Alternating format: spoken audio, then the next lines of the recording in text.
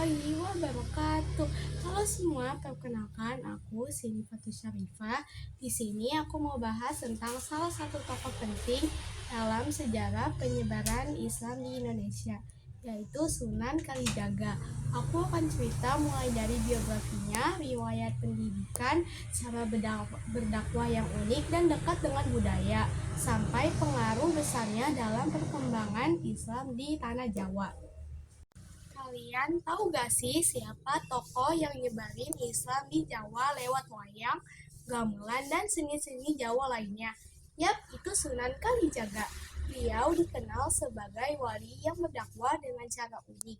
Gak langsung menentang budaya lama, tapi malah ngisi tradisi itu dengan nilai-nilai Islam. Seru banget kan?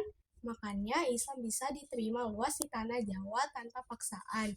Gak cuma itu, pengaruhnya juga masih terasa sampai sekarang loh. Sunan Kalijaga adalah salah satu anggota Wali Songo yang berperan besar dalam penyebaran Islam di tanah Jawa.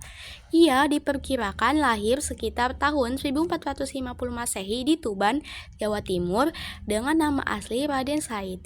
Ia merupakan putra dari Tumenggung Wilatikta Adipati Tuban. Sebelum menjadi wali, Raden Said dikenal sebagai Beranda Lokajaya karena suka merampok harta orang kaya untuk dibagikan kepada yang miskin. Hidupnya berubah setelah bertemu dengan Sunan Bonang yang kemudian membimbingnya hingga menjadi ulama besar. Sunan Kalijaga wafat sekitar tahun 1513 Masehi dan dimakamkan di Kadilangu, Demak.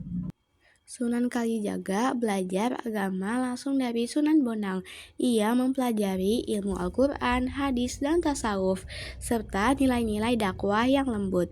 Ia juga mempelajari budaya dan kesenian Jawa karena menyadari bahwa pendekatan budaya akan membuat masyarakat lebih mudah menerima Islam tanpa merasa asing. Metode dakwah Sunan Kalijaga sangat khas dan dekat dengan budaya masyarakat Jawa. Ia menyebarkan Islam melalui wayang kulit, gamelan, tembang Jawa, dan seni ukir. Ia tidak menentang adat lama secara langsung, tapi perlahan mengislamkannya. Misalnya lewat pertunjukan wayang, ia menyisipkan nilai-nilai Islam sehingga ajaran agama bisa masuk dengan cara yang halus dan menyenangkan. Pendekatan dakwah Sunan Kalijaga membuat Islam bisa diterima luas di tanah Jawa. Masyarakat tidak merasa dipaksa meninggalkan budayanya, sehingga Islam tumbuh bersama tradisi lokal.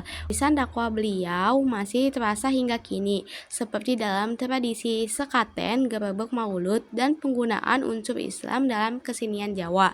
Cara dakwahnya menjadi contoh penyebaran agama yang damai, bijak, dan penuh toleransi.